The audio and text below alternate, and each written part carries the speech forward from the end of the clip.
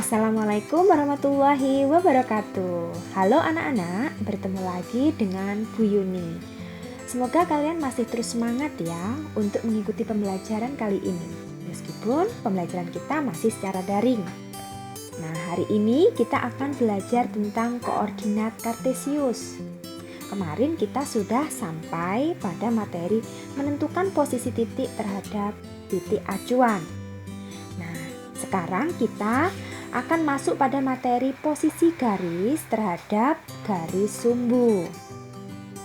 Setelah mempelajari ini, diharapkan kalian nanti mampu menentukan kedudukan garis terhadap garis sumbu koordinat dan juga kalian mampu menyelesaikan permasalahan yang berkaitan dengan koordinat kartesius secara benar. Nah, sebelum masuk ke materi, Bu Yuni akan sedikit mereview materi yang sudah Bu Yuni sampaikan pada minggu lalu.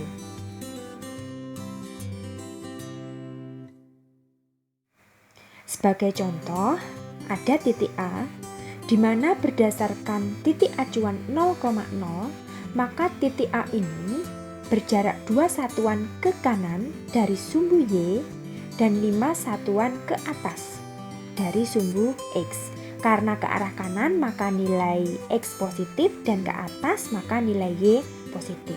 Sehingga titik koordinat A adalah 2,5. Contoh lainnya, titik B, di mana berdasarkan titik acuan 0,0, maka titik B ini berjarak 1 satuan ke kanan dari sumbu Y dan 4 satuan ke bawah dari sumbu X. Karena ke kanan maka nilai X positif 1 dan ke arah bawah maka nilai Y negatif 4, sehingga titik koordinatnya adalah 1, negatif 4. Contoh lainnya ada titik C, di mana berdasarkan titik acuan 0,0 atau titik asal, maka titik C ini berjarak 6 satuan ke kiri dari sumbu Y dan 2 satuan ke bawah dari sumbu X. Karena ke kiri maka nilai X negatif dan ke bawah nilainya juga negatif, sehingga titik koordinatnya adalah negatif 6, negatif 2. Ketiga contoh tadi merupakan titik koordinat berdasarkan titik acuan 0,0 atau titik asal. Lalu bagaimana jika titik acuannya kita ubah? Semisal titik acuannya ini saya ganti nama, misal acuan. Jadi tidak lagi titik acuannya 0,0, melainkan titik acuannya adalah negatif 2,3.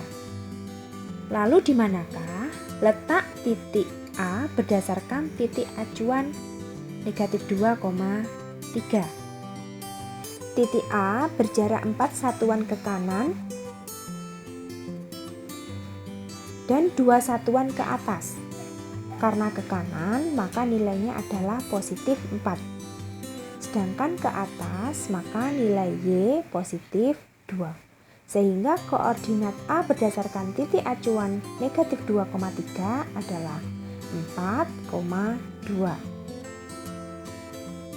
Lalu untuk titik B terletak 3 satuan ke arah kanan dari titik acuan negatif 2,3 dan 7 satuan ke bawah dari titik acuan tersebut. Sehingga untuk titik koordinat B adalah 3, negatif 7. Selanjutnya, letak titik C terhadap titik acuan negatif 2,3. Titik C terletak 4 satuan ke kiri dan 5 satuan ke arah bawah. Karena ke kiri maka nilainya adalah negatif 4 dan ke arah bawah nilainya adalah negatif 5. Sehingga berikut ini adalah letak titik koordinat A, B, C, D berdasarkan titik acuannya adalah negatif 2,3. Sedangkan yang ini adalah letak titik A, B, C berdasarkan titik acuannya 0,0 atau titik asal. Anak-anak, tadi kita sudah mempelajari posisi titik pada bidang koordinat. Sekarang kita akan mempelajari posisi garis terhadap garis sumbu. Kalian juga bisa membuat bidang koordinat pada buku catatan kalian dengan cara membuat garis mendatar sebagai sumbu X dan garis tegak atau vertikal sebagai sumbu Y. Posisi garis terhadap garis sumbu ada 3 macam. Yang pertama, garis tersebut sejajar terhadap garis sumbu. Yang kedua, garis tersebut tegak lurus terhadap salah satu garis sumbu, atau garis tersebut memotong garis sumbu. Untuk kasus pertama, yaitu posisi garis yang sejajar terhadap garis sumbu. Di sini ada titik A, di mana titik koordinatnya 2,3. Ada banyak kemungkinan garis yang dapat dibentuk dari titik A ini atau garis yang melalui titik A ini. Namun, kita diminta membuat garis yang melalui titik A yang sejajar terhadap sumbu X. Syarat dari garis yang sejajar, apabila garis tersebut diperpanjang, maka tidak akan pernah berpotongan. Kita bisa lihat dari satu titik A ini ada kemungkinan banyak garis. Nah, karena kita mau membuat garis sejajar, maka kita buat jarak dari garis ini adalah sama, yaitu pada titik Y sama dengan 3. Sehingga dari sini terlihat bahwa garis itu sebenarnya adalah kumpulan dari titik-titik. Nah, karena garis tersebut sejajar, maka titik tersebut harus memiliki jarak yang sama terhadap garis atau pasangan garis sejajarnya. Contoh berikutnya, di sini ada titik E dengan koordinat 1,-4. Kita akan membuat garis yang sejajar terhadap sumbu Y yang melalui titik E. Ada banyak kemungkinan garis yang melalui titik E. Namun, kita akan membuat garis tersebut sejajar terhadap sumbu Y. Seperti yang dijelaskan sebelumnya, syarat garis sejajar, maka garis tersebut tidak akan pernah berpotongan, sehingga kita akan membuat jarak tiap elemen garis tersebut atau titik-titiknya adalah jaraknya sama. Terlihat bahwa garis terdiri dari tak hingga titik-titik, di mana titik-titik tersebut memiliki jarak yang sama terhadap sumbu Y. Maka dari itu, garis tersebut sejajar terhadap sumbu Y. Selanjutnya pada kasus yang kedua, posisi garis yang tegak lurus terhadap garis sumbu. Sebagai contoh, di sini ada titik A dengan koordinat 4,-2. Kita akan membuat garis yang tegak lurus terhadap sumbu Y yang melalui titik A. Seperti contoh sebelumnya, tentunya akan ada banyak garis yang melalui titik A ini. Namun, karena yang diminta adalah garis yang tegak lurus terhadap sumbu Y, maka kita akan membuat garis atau menarik garis dari titik A ke sumbu Y agar terbentuk sudut 90 derajat. Contoh berikutnya, di sini ada titik C. Kita akan membuat garis yang tegak lurus terhadap sumbu X yang melalui titik C.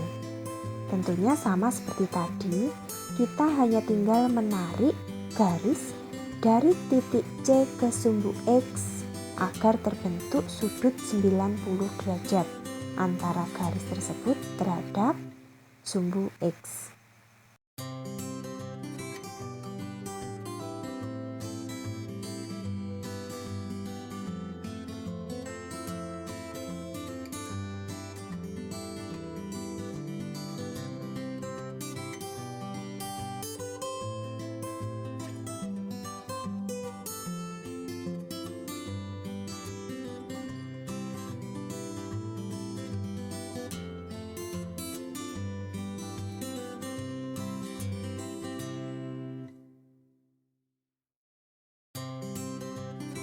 Selanjutnya kita masuk pada kasus yang ketiga, yaitu garis yang memotong sumbu X dan sumbu Y. Jika pada garis sejajar tidak akan pernah berpotongan jika diperpanjang, maka untuk membuat garis yang memotong sumbu X maupun sumbu Y, kita buat jarak titiknya itu berbeda. Contohnya seperti ini. Ada titik A dan juga titik B. Titik A terletak pada koordinat 5,3. Sehingga agar garis tersebut memotong sumbu X ataupun sumbu Y, maka jaraknya kita ubah. Misal untuk titik B kita ubah jaraknya terhadap sumbu X menjadi 2 satuan. Maka ketika ditarik garis antara titik A ke B akan terbentuk garis yang memotong sumbu X. Nah, beda lagi dengan garis yang melalui titik A dan C ini. Karena titik A dan titik C memiliki jarak yang sama terhadap sumbu X, maka ketika ditarik garis melalui titik A dan C, maka tidak akan memotong sumbu X alias sejajar terhadap sumbu X. Perhatikan untuk contoh berikut. Kita tentukan untuk titik-titik yang telah diketahui pada soal.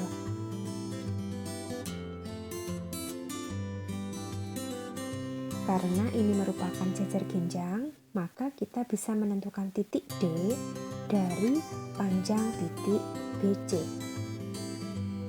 Karena panjang dari BC adalah 7 satuan, maka panjang AD juga 7 satuan. Sehingga dari sini kita bisa menentukan letak dari titik D, yaitu pada koordinat negatif 2,1.